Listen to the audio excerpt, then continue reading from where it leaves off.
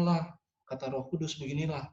Orang yang punya ikat pinggang ini akan diikat oleh orang-orang Yahudi di Yerusalem dan diserahkan ke dalam tangan bangsa-bangsa lain. Ya. Ayat yang ke-12, selalu murid-murid di sana, ya, murid-murid di sana yang di rumah penginjil Filipus itu meminta agar Paulus jangan pergi ke Yerusalem. Paulus jangan pergi ke Yerusalem. Lalu kalau kita lihat dalam ayat berikutnya, justru Paulus tetap pergi ke Yerusalem. Nah, sekarang diskusi kita begini. Sebetulnya Paulus itu melakukan tindakan yang salah gak sih? Ini kan udah dikasih tahu, dinasehatin supaya jangan ke Yerusalem. Tetapi Paulus tetap dengan yakinnya tetap berjalan ke Yerusalem. Jangan-jangan di sini Paulus salah. Ya kita tahu juga, maksudnya gini. Yang namanya manusia bisa salah, ya. Raja Daud bisa salah, Salomo bisa salah. Rasul Petrus bisa salah. Bahkan Barnabas dalam Galatia pun ikut di dalamnya bisa salah. Selama dia manusia, dia mungkin aja bisa salah. Nah, saya mau coba ini jadi diskusi kita. Coba kita diskusi ya. Kita diskusi di sini ya. Pertanyaan gini, apakah Rasul Paulus salah? Karena kan sudah diberikan nih melalui nabi ini kan, Nabi Agabus ini. Dan jemaat-jemaat murid-murid di sana minta agar Paulus jangan ke Yerusalem. Tapi kok Paulus tetap berkeras hati berangkat ke sana? Apakah Paulus salah?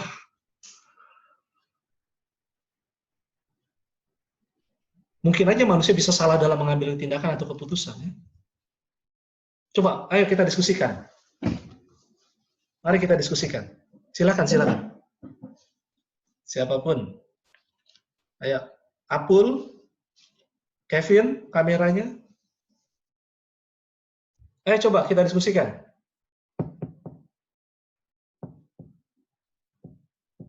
Gimana kira-kira?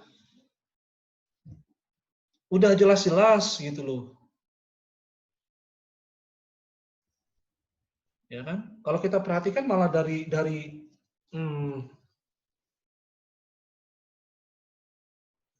sebelum itu pun juga sebetulnya misalnya dalam ayat yang keempat itu kan, dalam ayat yang keempat di situ kan masih di Tirus.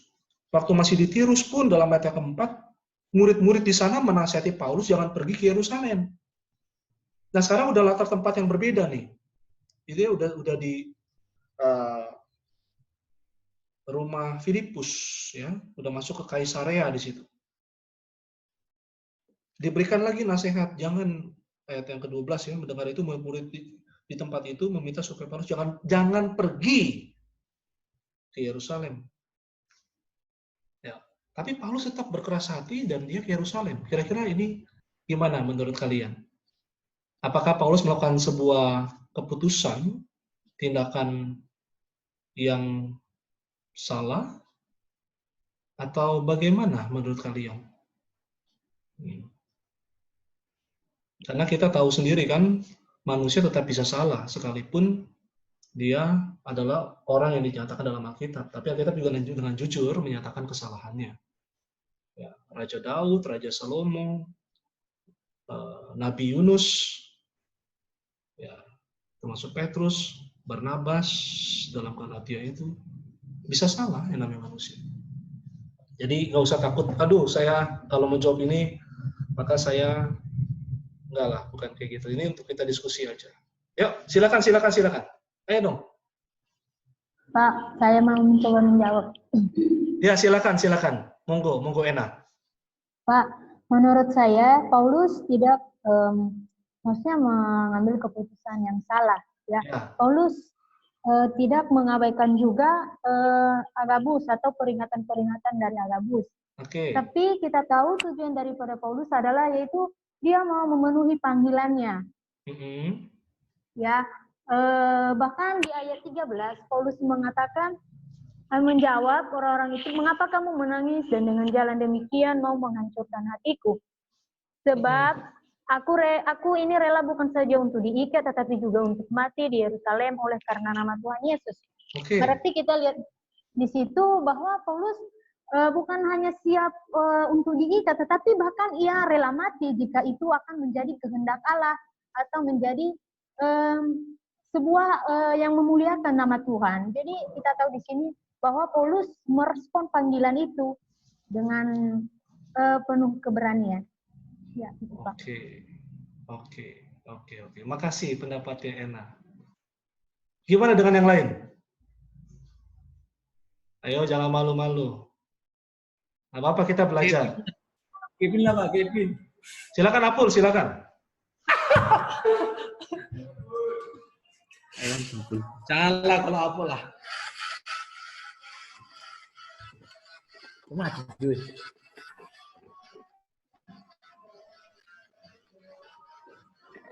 Sama lah Pak sama Ena. Oke, saya akan pertajam sedikit. Ini, saya akan kaitkan ini dengan ini kan sebetulnya Paulus diingatkan oleh murid-murid, ya, baik ketika ia masih ada di Tirus atau di sini di Kaisarea, melalui apa di situ? Melalui peristiwa supranatural, melalui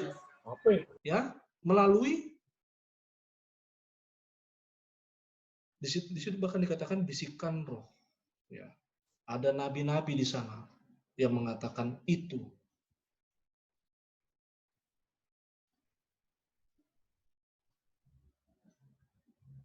Berarti Paulus melawan bisikan roh sebetulnya nih. Berarti sebetulnya Paulus ini udah ada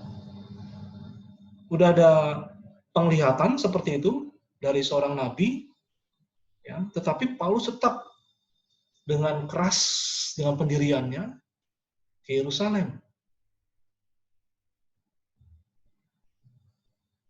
Berarti melawan bisikan roh nih sebetulnya. Coba gimana? Kait ini dengan bisikan roh. Silakan, Dinda. Kalau dari argumen Bapak, kalau di pasal 21 ayat 4 kan, Ya. Bapak mengatakan bahwa Paulus juga melawan bisikan roh.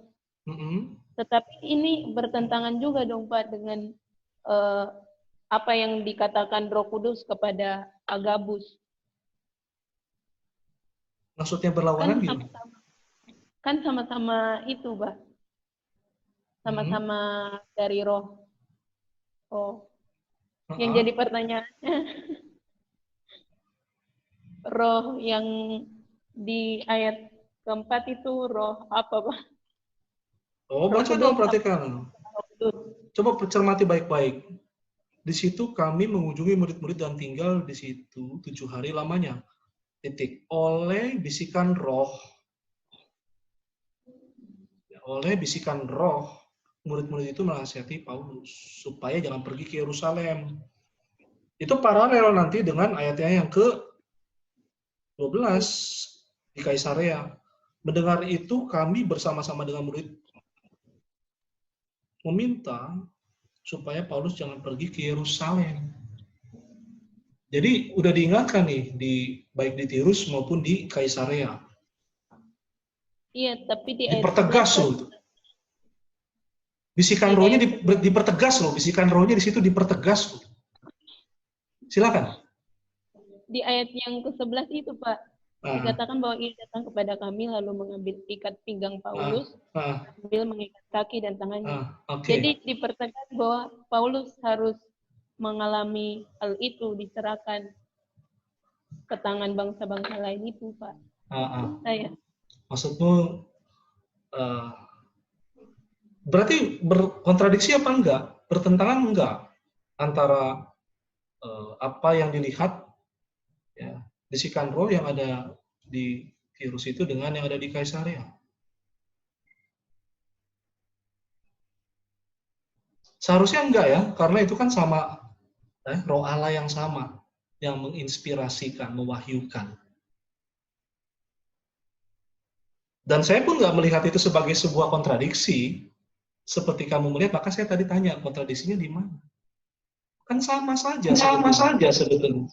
Cuma memang yang di Kaisaria itu dipertegas lagi, makin dipertegas lagi di Yerusalem. Sama-sama bicara tentang penderitaan Paulus di Yerusalem itu. Ayo, silakan. Gimana menurut yang lain? Pak, menurut saya, Pak. Ya, silakan. Nah, walaupun maksudnya bisikan Roh Kudus ini udah dipertegas kepada Paulus, tapi ini menurut saya ini sebuah untuk cara untuk Paulus diteguhkan dengan panggilannya. Apakah ia sudah siap atau mantap untuk mengambil keputusannya? Jadi Roh Kudus bukan juga hanya maksudnya Paulus di sini bukan hanya maksudnya untuk melawan bisikan Roh Kudus itu, tapi di balik itu ada maksudnya ini sebuah cara untuk meneguhkan Paulus ini. Itu, Pak. Menurut. Oke. Saya Pak Lenti. Makasih, mau Ena. memberi tanggapan. Lenti. Silakan Lenti, beri tanggapan. Menurut saya Paulus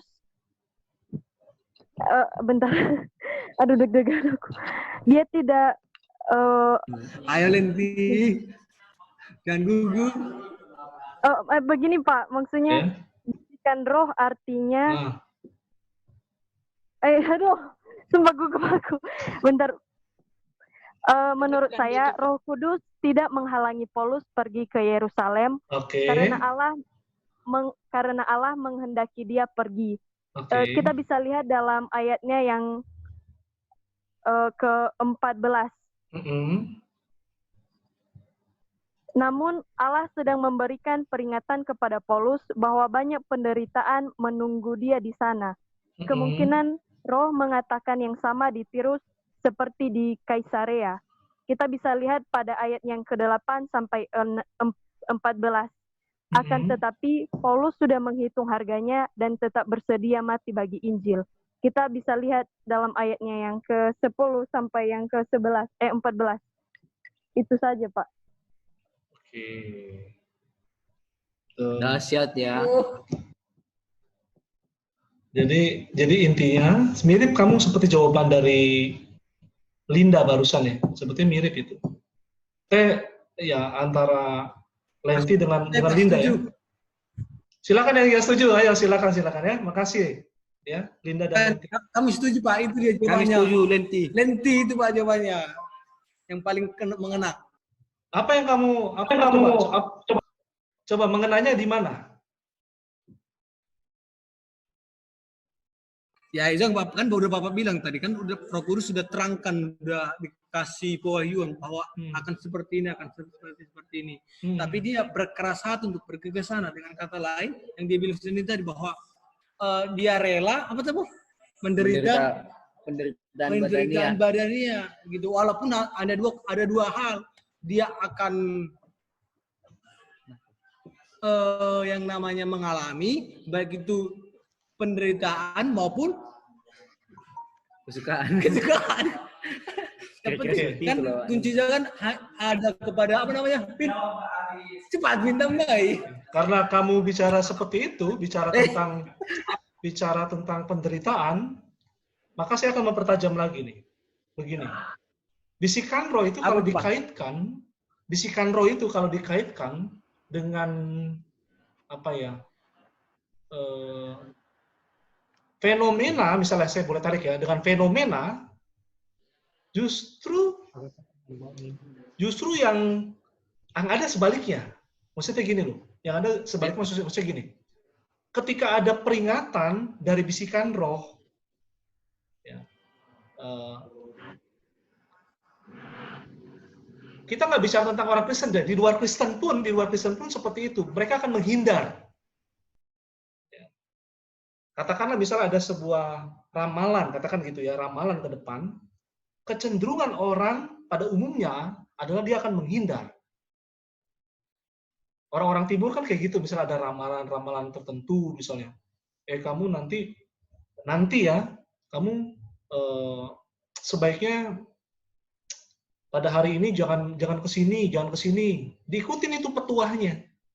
Diikutin itu katakanlah bisikannya dari ya mungkin kalau dalam agama lain apa gitu ya. Ini berbeda justru. Fenomenanya justru berbeda nih. Coba. Harusnya kan kalau udah diingatkan dalam bisikan seperti itu, ya nurut dong. Supaya nggak, kalau kata orang Jawa itu, supaya selamat gitu loh. Supaya kowe selamat toh. Pena zamanku tore ya gitu. Pak, Kalau silakan. Kisah Paulus ini sama dengan kisah Yesus ketika murid-muridnya juga melarang dia pergi ke Yerusalem, tetapi Yesus tetap bersikeras di sana. Ini jawaban siapa nih? Ita ya? Lenti. Oh, Lenti. Hah? Suara Lenti. Yang kameranya turunin. Saya nggak bisa lihat kamu sedang bicara. Bisa tahu dulu. Bagus, itu poin yang bagus. Coba kalau gitu kita akan bisa menemukan apa? Kita bisa bungkus apa dari diskusi ini? Apa yang bisa kita bungkus dari diskusi ini? Silakan. Kevin. Silakan. Kevin, Pak. Kevin ya, silakan. Kalau menurut saya, Pak. Halo, Pak. Iya, saya dengarkan kok. Taruh uji dianya. Menguji. Kalau menurut saya, Pak, begini, Pak. Istilahnya lebih kayak Siena tadi, saya setuju dengan Siena. Dia sudah yakin akan apapun konsekuensi yang diterima Paulus ketika dia pergi kemana ke Yerusalem. Oke. Halo, Pak. Ya. Pokoknya dia justru udah yakin lah ya. Kevin. Udah yakin. Lebih untuk meneguhkan gitu, Pak. Meneguhkan ya. Saya mau menjawab, Pak. Silakan. Ingin menjawab. Pak. Dewi bisa tuh. Ya. Silakan. Tolong yang ini sekarang beri kesempatan ya. Silakan. Ita. Saya akan menjawab, Pak. Oleh bisikan roh yang seperti yang di ayat 4 itu tadi saya mau menjelaskan. Artinya karena apa yang dikatakan Roh Kudus. Di situ kan Roh Kudus, sebenarnya Roh Kudus itu tidak menghalangi Paulus untuk pergi ke Yerusalem karena Allah menghendaki dia untuk pergi seperti yang dikatakan di Kisah Para Rasul 21 ayat 14 itu. Sama juga dengan di pasal 23 ayat 11. Di situ Tuhan Yesus juga mengatakan hal yang sama. Kuatkanlah hatimu sebab sebagaimana engkau dengan berani telah bersaksi tentang aku di Yerusalem, demikian jugalah hendaknya engkau pergi bersaksi di Roma. Nah, namun Allah di sini juga sedang memberikan peringatan kepada Paulus bahwa banyak penderitaan menunggu dia di sana. Kemungkinan Roh mengatakan yang sama di Tirus seperti di Kaisera. Oke, saya udah nangkap.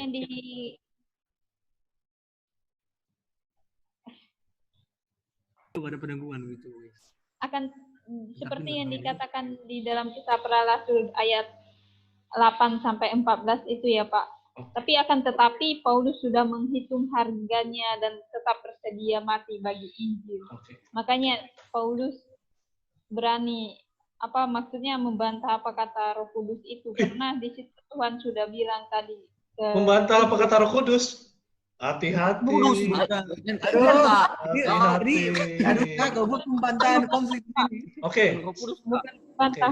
Oke. Pak Hendrik, silakan Pak Hendrik memberikan pendapatnya. Kesimpulan. Ayo Pak Hendrik, kesimpulan Pak.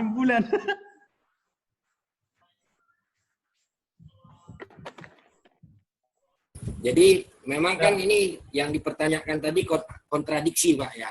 Jadi sebenarnya kalau kita lihat kisah para rasul ini kan narasi, Pak. Jadi ada tujuan si penulis menyampaikan suatu berita, ada juga kepentingan si penyunting atau sebagai sutradaranya itu ingin menyampaikan sesuatu kepada pembaca. Jadi kalau kita bilang ini kontradiksi, mungkin saya kurang setuju, Pak. Karena dibilang di dalam kisah para rasul yang ke-9 ayat 15 itu, firman Tuhan kepadanya, pergilah sebab orang ini adalah alat pilihan bagiku untuk memberitakan namaku kepada bangsa-bangsa lain. Jadi yang tadi kita bahas itu kan ayat 11 yang terakhir juga memang Roh Kudus sudah memberitahukan bahwasannya dia akan diserahkan ke dalam tangan bangsa-bangsa lain. Jadi Paulus itu hanya menggenapi apa yang dikatakan oleh firman Tuhan, bukan kontradiksi, Pak. Oke, makasih Pak Hendrik. Saya rasa semuanya sudah mulai makin cermat pengamatannya, ya bagus sekali kalau kalian bisa sampai pada kesimpulan yang hampir mirip. Cuma bagian terakhir tadi saya bilang sama Ita hati-hati ya, Paulus bukan melawan bisikan Roh Kudus, bukan. Pertama saya ingin tekankan melalui narasi ini, kalau kita cermati, tidak pernah ada dalam narasi itu bahwa Roh Kudus melarang Paulus untuk ke Yerusalem. Tidak pernah. Loh kan ada tadi di ayatnya, itu murid-muridnya Paulus yang karena memang secara murid dengan guru punya ikatan emosi. Dia nggak mau gurunya mengalami yang seperti digambarkan itu di Yerusalem. Ya. Sama seperti bagus tadi waktu kamu mengaitkan, ya, maksudnya mengaitkan sampai kisah para rasul berikutnya. Ya, bahwa Paulus nanti dari Yerusalem itu akan menuju ke Roma. Nah, ini kenapa? Sampai dibilang kuatkan di situ, dikatakan di situ untuk menguatkan. Tadi kan diulang juga dalam diskusi kita, ini sedang menguatkan juga sebetulnya mental Paulus. Jadi melalui penglihatan itu, ya. Melalui penglihatan itu apa yang mempertegas sebetulnya mempersiapkan mental Paulus apa yang akan dialami nantinya, ya, diikat dan dibawa, itu diadili gitu ya. Jadi memang justru itu adalah untuk menggenapi. Kenapa sih bilang untuk menggenapi? Karena gini, ingat kalau kita baca kisah para rasul kita nggak boleh lepas dari kuncinya, yaitu kisah para rasul 1 ayat 8. Kamu akan menjadi saksiku di Yerusalem, Yudea, Samaria, sampai ke ujung bumi. Bagaimana dia sampai ke ujung bumi? Ternyata itu sudah diatur oleh Tuhan melalui apa? Penangkapannya di Yerusalem yang nanti akan membawa dia ke Roma. Ya, karena konteks Roma saat itu dipahami sebagai ujung bumi. Ya, Roma. Ya, akan dibawa sampai ke Roma. Jadi kalau kita lihat, justru Paulus menggenapi rencana Tuhan. Jadilah kehendakmu. Walaupun dia harus, seperti kalian tadi katakan, dia harus siap menerima itu sebagai satu beban yang tidak mudah. Tetapi dia siap melakukan itu.